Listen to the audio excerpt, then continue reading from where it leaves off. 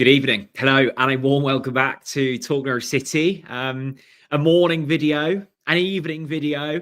It's all go in the Norwich City ecosystem at the moment. Philippe Clement has been named the new head coach of our brilliant club, and I thought, what better way to reflect on the news, to reflect on a really busy week in the Norwich world, than to go live and get the comments and the thoughts and the feelings of all of you lovely people. It will just be myself this evening. Chris is otherwise occupied. We will be back for a podcast probably tomorrow evening, so you should see that. And then obviously loads of content in the coming weeks. Philippe Clement, Belgian manager, obviously last at Rangers. Please do give me your thoughts as we try and get to the bottom of how we've got here, where we go next, and potentially an exciting new era at the club. A new era nonetheless. It will be fascinating to see how this goes. As I said, please do get in touch this evening via the comments. It's just me. I don't want to be talking all night, so let's get some insight from yourselves. And really keen to hear what the reaction is. I think, having seen the comments from my video earlier and having seen some of the comments on social media, it seems like there's been a pretty positive response to Philippe Clement, which I've been slightly surprised about, having first heard the name kind of surface last night. I think now that the dust has settled somewhat and we're starting to learn a bit more about Clement and to learn a little bit more about previous fan base's opinion, it's become somewhat easier to assess him. Simon's Universe of Music, good evening. I'm going on Saturday, so Simon, well, I hope you enjoy. I think there will be lots more tickets sold now that we all know what's going on, who our head coach is, where we move forwards. Certainly a more exciting prospect than it would have been under Liam Manning. So to everyone travelling to Birmingham on Saturday, let's hope, and actually the away fans have had the better service than home fans this season. Let's hope for your sake we pick up all 3 points. Happy Planker says he's got a master's in civil engineering. He does. Yes, he's a very intelligent bloke, actually. I was listening to the brilliant interview that the Pinken did with a Rangers fan and journalist earlier, and one of the big points he made was just how intelligent he is. He has a master's. And look, read into that as you will, but better to have brains than not to. Canary Central says, evening, Jack. I hope you're well. I am. I'm tired, but I'm well. Personally, not a big fan of Clement, but we all, as a fan base, need to get behind him. I think that's a key point here. Let me just take. I can't believe I'm having a coffee at 7:20, but needs must in these times. Nice mug, by the way. Look, we're in a perilous position, right? And I think the reason I wanted to jump on this tonight is to get a lie of the land, to understand where everyone's at with things, and I guess for me to kind of speak things out into the atmosphere and therapize, have some sort of therapy, right? Because it's been confusing, and I still can't believe that we're in the position that we're in, 23rd place in the championship. That is hard to get my head around. But we are where we are. What has gone, what has happened is gone. And I think we have to kind of move on. I think there are still issues at the football club that isn't simply fixed by sacking Liam Manning and hiring Philippe Clement. So we need to keep holding people to account, and I think some of the things that have happened previously we can't forget about, and we have to continue to try and find resolutions for those things. And I suspect that will be a key kind of message from the ownership group and Norfolk's Holdings Group moving forwards. But we have to blindly back our new head coach because, as you say, Canary Central, like, we need to survive. And I think the only way we do that is by having a completely unified fan base and a completely unified squad and staff and coach, and also a unified group of kind of directors, which we shall see how that kind of progresses. But I think, even that last game of Liam Manning's, it felt like there was unity amongst the fan base, despite the results and despite the general sentiment around Liam Manning. This is a fan base desperately craving good things to happen. This is a fan base desperately craving an uptick in performances. So I think there will be a unity, and I think we will get behind Philippe Clement, and ultimately it can't get any worse at Carrow Road. It literally cannot get any worse in terms of results and also performances. So he's got a good opportunity over this next week or so with the Oxford game, with the QPR game at Carrow Road. There is a bit of a free hit away at Birmingham where he can experiment and try and get a real reaction. I think my message to the players would be, look, I'm in the building. Let's see this as a fresh start. Yes, you were brought in by a previous head coach. Some of you in the changing room probably didn't get on with Liam too well. And I'd be looking in the direction of Jacob Wright, who will be an influential player within this dressing room. And I'd be looking to get a reaction out of these players. This presents opportunity for these players. And look, some of them might not be very good. Time will tell. But there are enough good players in that dressing room to propel us up the league. Apologies, my dishwasher is going off in the background. You hear that? We have a new manager and I've cleaned dishes. Only at TNC. So look, I agree. We have to get behind him. The club has to get behind him. I think there will have been promises made in terms of January spending potential and in terms of the long-term opportunities at this club to get Clement into the building. I think some of the questions I've seen on social media, and certainly from some of the Rangers fans, is like, wow, I'm surprised that he's gone to Norwich, a club 23rd in the Championship. Not so long ago, he was managing a club in Europe.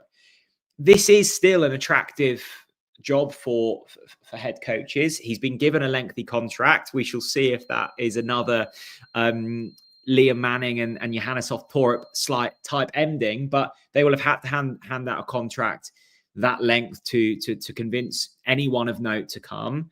There will have to have been promises in terms of spending, and we shall see where we get to from that point on. Tom Haskett says, Rangers fans seem very complimentary of him. I've noticed that, and that's pleasing. I think don't get too carried away with that, because, I remember a certain Dean Smith coming with huge compliments from the Aston Villa fan base. And look how that ended up. I think the general sentiment I've seen from Rangers fans is that he was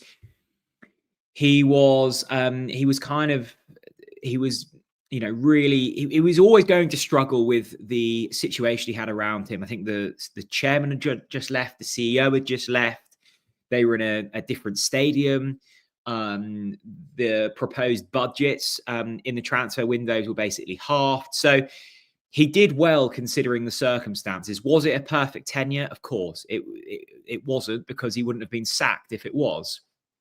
But I think certainly if you look at the sentiment around Russell Martin in his time at Rangers compared to that of Philippe Clement, then there is a clear difference, and that is a good sign. The football in which he played at Rangers and actually across his entire career, and the ability to kind of unify a fan base, like we just said, there is a personality, there is a character about Clement, and actually not just in a good way for a fan base, but that also can rally a squad and a dressing room and can get the best out of players, which I think Manning lacked.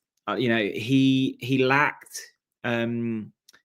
lacked personality, if I'm being honest. And actually, I think off camera, he was far better. And I've seen him kind of off camera and he was a completely different person. And that's a shame. I think that's kind of drilled out of the modern day coach to show any type of personality in front of the press. I think that harmed him. And I think he kind of lacked an ability to rally a fan base. And ultimately, that is a really important part of the modern kind of era of management. And I think Philippe Clement has that, which I'm kind of really excited about. Simon says, got to spend big in January. I think we will. I think we will spend big in January. I get that, you know, the thing that's kept me somewhat sane, and I've not been very sane over the last couple of months from the just the true shambolic nature of what we've been served up. But what has kept me just about my head above water is I genuinely believe in this ownership group, and it might not happen instantly. And I think they have been slightly naive so far, but they have deep pockets. I genuinely think they care, and I think they care deeply, and they want to get this right. And I think whoever they bring in, they will back. I mean, we've seen that with Liam Manning. They backed him almost too long, and they certainly backed him with finances. And if you look at a slightly different angle, Ben Napper, I mean, he has been given chance after chance after chance. And I really hope that does work out for him. Like, obviously, I want the people at Norwich City to do their jobs to a good enough state where it works out for them. I have doubts because the facts are there: 4 sackings, 3 hires, £72 million of spend to take us from a club that were in the top 6 to a club 4 points adrift in the bottom of the championship. So it's hard to kind of give myself reassurances there, but I do have genuine belief in this ownership group, and I have done since they kind of first walked in the door.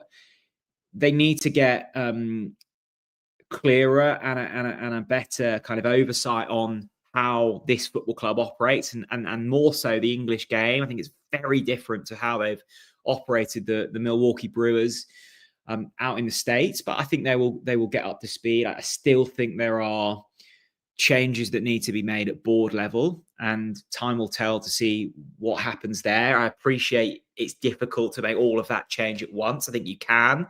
We saw it with Rangers. They had no chairman and CEO for 6 months, and granted, that was a very turbulent time, but you can get through that period. So I think we will spend big in January. The line that we were told from the club after the sale of Marcelino Nunez that I still can't believe happened, and I'm still fuming about, and I will still hold the club to account to, is that the only thing that makes this better is that all of that money will be reinvested in January. Well, there's, you know, just shy of 10 million quid. I suspect that will be topped up. I think Clement will be backed. And that was the criticism from Rangers fans, that he simply wasn't backed. And I think a lot of them have said, if he was backed, Rangers would be at a better place now with him than they are without him. So there was a real love for Clement at Rangers. And hopefully we can kind of provide what he didn't have up north. Granted, we can't provide a stable board. Well, we can provide a stable board because there's no change incoming. But in terms of a competent board, we shall see if we can provide that as time goes on. Thanks so much for all of the comments. Always a joy to do these live streams, and I really want to do more of them. If you missed the start, it's just me this evening. I will keep myself company with all of your lovely comments. Chris and I will be back for a podcast probably tomorrow. We may well have a guest on that as well. We shall see. And then there'll be loads of content throughout this week as well.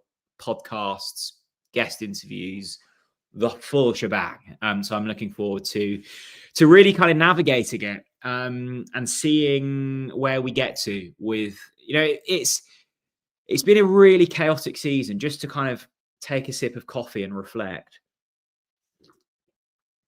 It's felt like genuinely very busy and enthralling, and not always in the best ways, but like since that sacking of Johannes Torup through Jack Wilshere, you know, through the summer, huge amounts of turnover in terms of transfers, income limits, Liam Manning, disastrous 5-month spell. Now Philippe Clement, who knows what will happen from here. It's been really busy, and like I have loved every minute of kind of covering it. And I say that in a slightly sadistic way because like actually so much of the content has been really doom and gloom, but it feels like we're in a genuine a kind of change of guard and a new chapter starting to take place at Norwich City, and that's overwhelming. That's scary because who knows how this will end, but it certainly isn't boring. And I hope that we've kind of provided some decent, maybe insight's not the right word, but like commentary on everything. And look, we've really tried hard, and it's not been easy. Like constantly kind of criticizing the club because there's no one any favors, and like it's not fun either, but I think it's important. And I think, I'm proud of everyone, everyone in terms of their ability to kind of rally and protest and kind of seek the change that we think is right. And who knows if that change is right? Like only time will tell. But I think Norwich will be a better club with the proposed changes that many fans are kind of asking. Anyway, complete ramble. It's really busy. I've loved doing it. We will continue to do it, and hopefully continue to bring you guys some fun content as well. That's the aim. Anyway, let's get back to some of your comments. Canary Central, sorry, I keep repeating the same people. Not too keen on the 4-year contract considering what happened with JHT and Manning. I hope it pays off, but it feel like a shorter contract would have benefited the club. Look, in an ideal world, you have a manager on a 0-hour contract. Like you have them on a 12-month rolling deal. No one is going to sign. Well, certainly no one any good is going to sign a 12-month rolling contract. When you see the history in recent years at Norwich City, no agent is going to let their talent sign up on anything less than a 3-year deal. All right. The nature of football is, particularly as a head coach, it's very unlikely that you will see your contract out. And this is a risky job. There is no other way of putting it. There could be huge rewards for Philippe Clement if he can, keep us in the division this season, show some performances, bring in some nice signings, rally the troops, get the fan base on board, stay in the Championship this season, and then next season, who knows where we could be. And then you're the man that took Norwich City from, basically being in League One to potentially a Premier League club in 2-3 seasons' time. That is a genuine possibility. And there is a world where that happens. There is also a world where the squad isn't as good as you were promised, you thought. The board above you don't act and don't change their ways and continue to behave in an incompetent fashion. And you can't rally the troops and you can't get the performances and you end up back in League One. That is a very real world, and nobody, particularly for Philippe Clement, who hasn't managed in England before, you don't want your first job in English football to be a relegation to League One with a club the size of Norwich City. That will look horrific. He will not want that. He will know that that is a genuine risk. But to take that kind of risk, you have to be compensated well, and I think he will be. And you have to have the assurances from a contractual standpoint that even if this does go wrong, you will be paid handsomely for it. That is unfortunately the world that we're operating in, and that is unfortunately the world that Norwich City have kind of cornered themselves into. One that gives out long contracts, pays off long contracts, and kind of continues in that cycle. Chris Dayton with a slightly punchy super chat, which I'm not going to show on screen, Chris, but I understand the sentiment of said comment. And it goes along the lines of being very excited about Philippe Clement. And look, I think the reason that, I think whoever it was going to be, whether it was O'Neill, whether it was Jon Dahl Tomasson, whether it was Russell Martin, there will always be, I think, an element of excitement because it's something new, it's something different. The possibilities are endless in terms of what can happen. I think the reason there is a real excitement with Clement is the football he plays, right? 4-2-3-1, pretty well suited to the squad that we have at our disposal. He has pretty much across the board done well at each club he's been at, whether that was in Belgium. I know he was sacked from Rangers, but actually the win ratio wasn't too bad at all. He won a League Cup there. He navigated a fan base during a really difficult period in Rangers history. Certainly did a better job than Russell Martin did up there. That is a thankless task, being the manager of Rangers, particularly when you've got the difficulty surrounding you that he had. I heard the chap on the Pinkham podcast earlier, the Rangers fan, saying, he thinks that's the hardest job in kind of European football, being the manager of Rangers. And actually, it would be hard to disagree. The level of expectation and the transfer budget don't really line up. You've got the pressure of Celtic. You've got the new pressure of Tony Bloom's club up there. So that's a difficult job, and I don't think he came out of that too badly. And to be sacked from a club and have that fan base still going, actually, he's a good guy and a good manager, and we wish him well. That reflects really well. So I think there's an excitement there. I think there's a huge excitement because he clearly got a personality. There's something about him. I saw a couple of his kind of press conference clips from his time at Rangers. They were thoroughly entertaining. I loved watching Johannes Thorpe press conferences because there was always something that kind of got you listening. I love Daniel Farke's press conferences because there was a personality. With Liam Manning, God, they were tough, weren't they?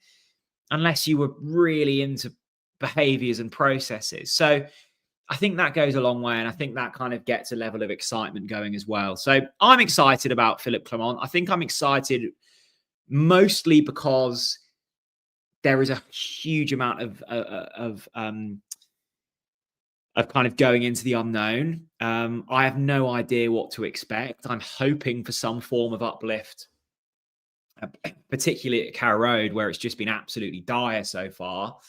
And I'm hoping that the likes of, dare I say, Mate Jurisic, Matthias Kvistgaard, Papa Amadou Diallo, a man called Forson, players that we've spent big money for and came with excitement, actually start to fulfill their kind of their name tags. That would be really good to see. And there was a clear kind of idea and an emphasis on player development and youth development in particular at Rangers. So that excites me. Hoisey, great to see you, my friend.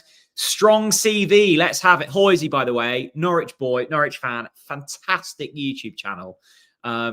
He is doing some excellent golf content. You guys all know that I love my golf. Hoisey's brilliant. And I love seeing Norwich people doing well. So go and check out Hoisey. Just type it in on YouTube and you'll probably recognize some of the golf courses he plays at. Matt Johnson says 1,000 people viewing on Twitter. Wow. Well done. Well done to all of you for enduring me chat nonsense for a prolonged period. Lucas Cooper, sorry. Thank you for the super chat, my friend. He says, Big Phil loves stories, not processes and behaviors. Oh, Lucas, you couldn't have summed it up better myself. Big Phil loves stories, not processes and behaviors. Look, I feel like I've knocked processes and behaviors too much. They are an important aspect of management. Don't get me wrong, right? That is an important element. But let's create a narrative. Let's take people on a journey. Let's make people feel a part of something. That's what football's all about, right? As a fan, that's what it's all about. We want to feel a part of this wonderful club, this wonderful community. We want to feel deeply connected with our players, with our head coach.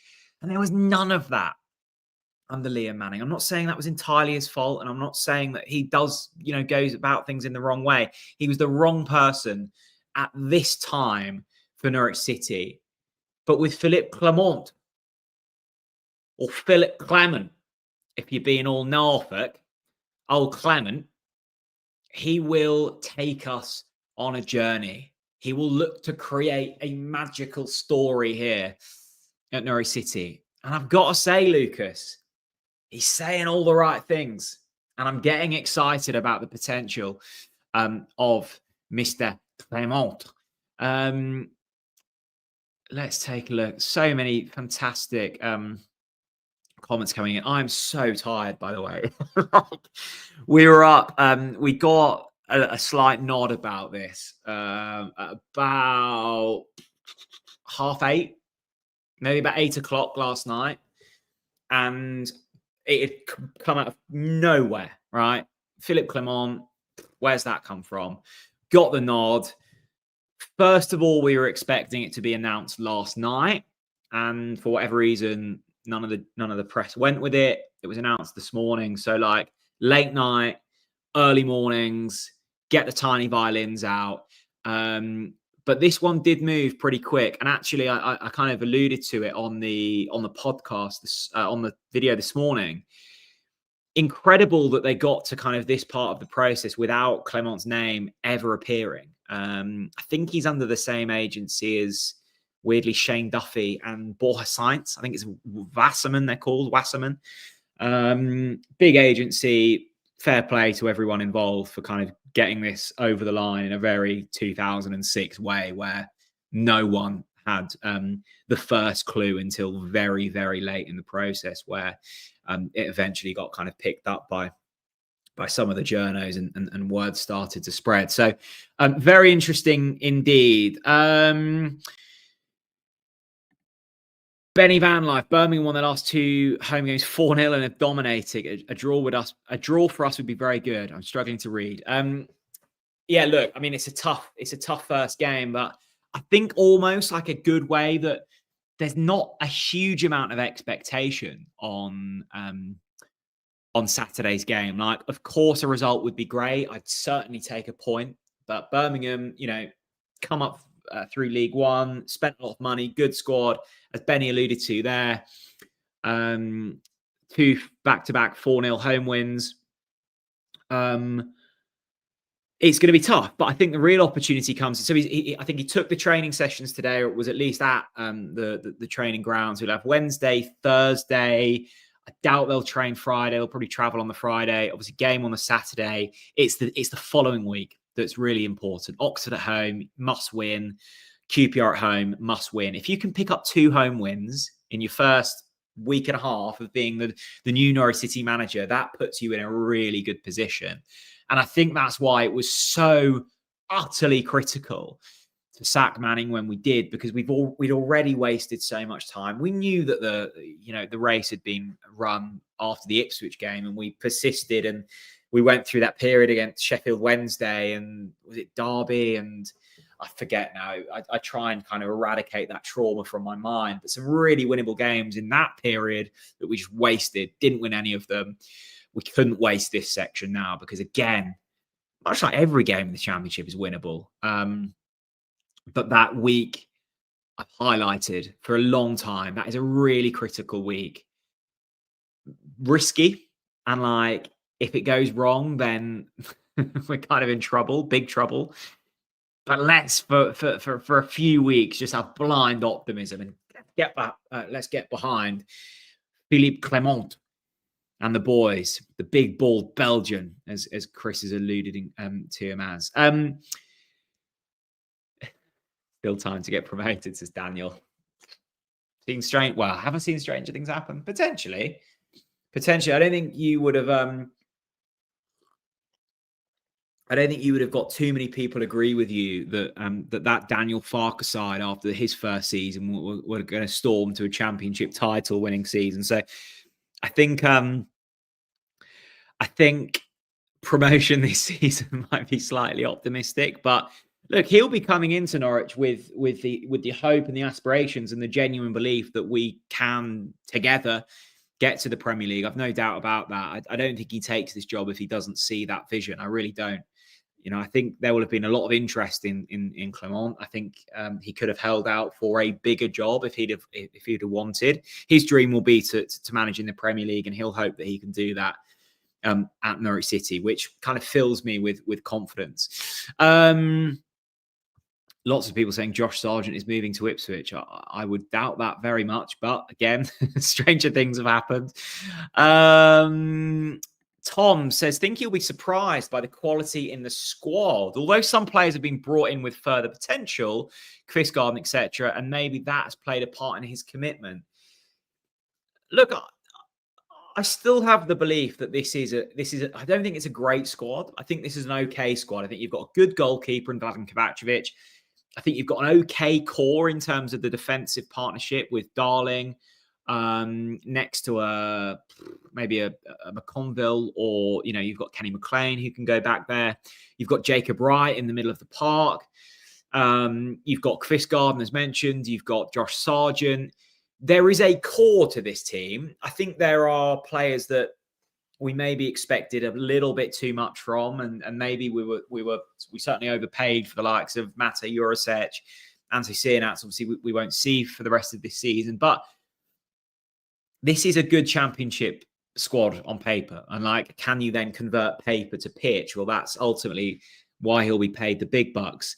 But I think he'll be excited about what he can work with. I think he'll be excited about the potential in terms of what he can kind of extrapolate out of these. I think the likes of Oscar Schwartau has gone a bit quiet recently. I think there's a lot of goodness to get out of him. I think Chris Gardens looks like an exciting talent. You've got Jacob Wright there, who has barely played this season. He'll be looking to really propel his career at Norwich. You've got Rory McConville, who I think there's a good defender in there.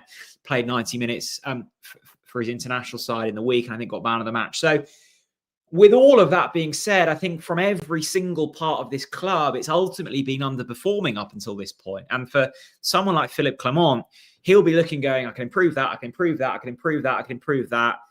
Little marginal gains here and there. And it won't take much to get this fan base excited and up and running again. And that will be the hope of his.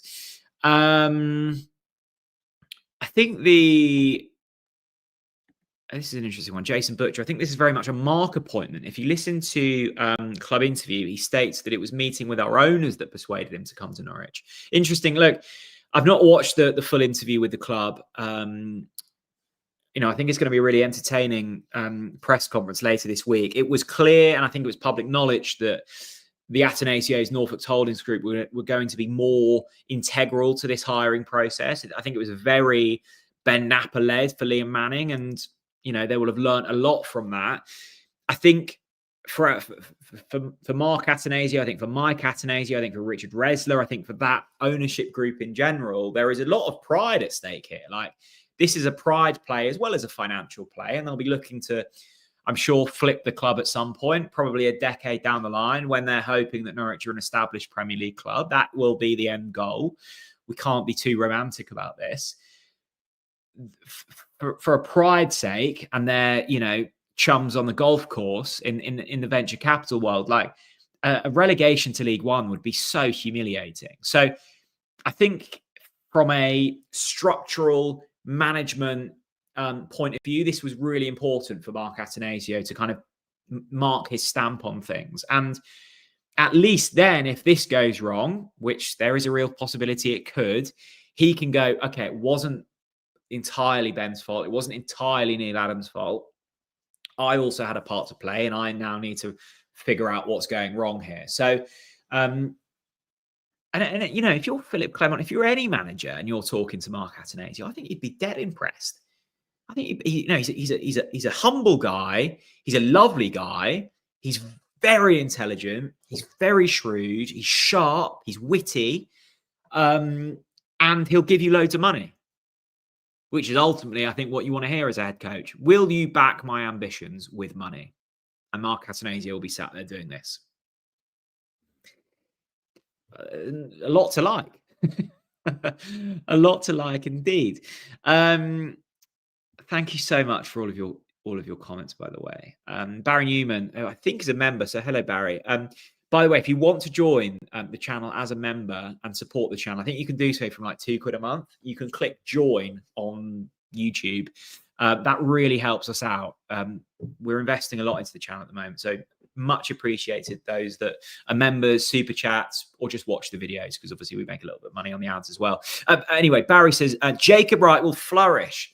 And I think Sargent will return to his best. Every player will improve by 10 to 15%. Tactics, playing style, and no tippy-tappy football. First home winning against Oxford. I think that's what really excites me, Barry, is it was so evident by the end of the Liam Manning tenure that he wasn't getting the best out of anyone. No one at all was excelling under that system. And I can't remember a time where like every single player has regressed. Even, towards the end of that Johannes era, the Eras tour by Johannes off tour. Even towards the end of that, like I remember kind of Kellen Fisher having a bit of a breakthrough season, and Johannes really improved him. No one improved under Liam Manning at all. And actually, there was really kind of harmful regressions by Jacob Wright. Somehow turned Josh Sargent into a player that never looked like he was going to score a goal again. Really impressive work to do that. So Sargent, Wright, even Kovacevic, Harry Darling is another one that regressed hugely under Liam Manning. Like those players, even if they just get back to 80% of their potential, Norwich will improve. It's that simple. And I think he has the kind of potential to do that. Charlie Cook says Ben Napper needs to be replaced before anything changes. Look, this is an interesting one, and I think we need to discuss it. I think it would be remiss not to. Look, I'm still banging on the drum. I think there needs to be change at board level. I think if this managerial change goes well and is the right call, then Ben Napper will regain some faith from the ownership group. Ben Napper will, the spotlight will be directed away from Ben Napper. But I still find it hard to kind of justify the position and back a man that has ultimately, if we look at the facts, sold all of our best players, sold our second best player to Ipswich Town, taken us from 6th place to 23rd place, wasted a huge amount of ownership money. And look, Philippe Clement might be really good, but like realistically, even if we have a barnstorming end from now until the end of the season, we're probably not going to finish above 10th, maybe. I don't know. Like, I think that would be a really good end to the season. So Johannes Torup was sacked for a mid-table finish, and we're probably going to finish mid-table again. I say we're probably going to finish mid-table again. I would snap your hand off for a mid-table finish. Actually, at this stage, 20th place would be, I'd take. So we have regressed as a football club, and a lot of that is because of Ben Napper. And it's an awkward discussion to have because I think Ben Napper is, I think there's a capable man in there. I think he is slightly exposed. This is his first time in a kind of sporting director position.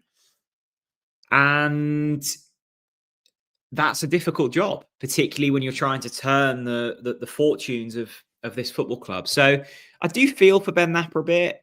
I think, again, much like Liam Manning, I don't think he's helped himself with the lack of communication. That may change this week. We shall see. Keep an eye out.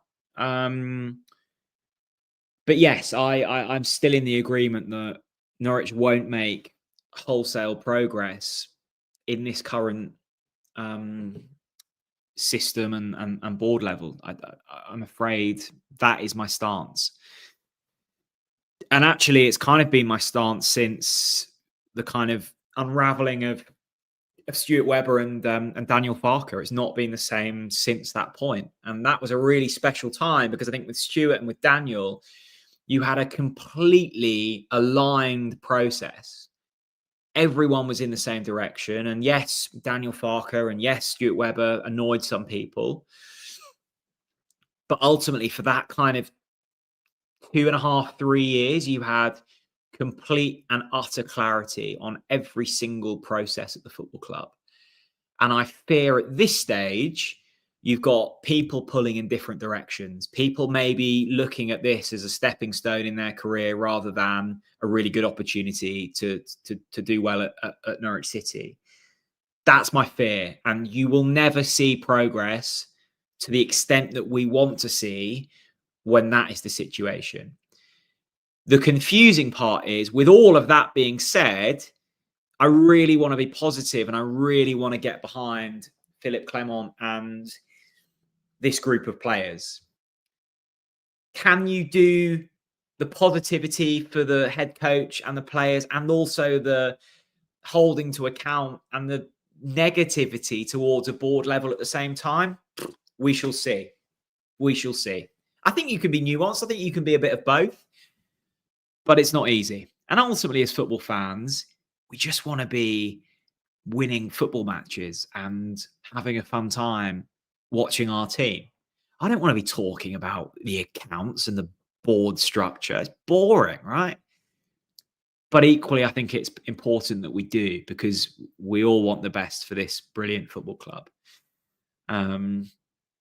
Robert Marsh says Nap will likely sanction Josh going in January too with his record. Well, look, he sold all of the big player sales so far. He's not actually recruited himself. He's just sold off Stuart Webber signings and taken them as kind of on his P&L.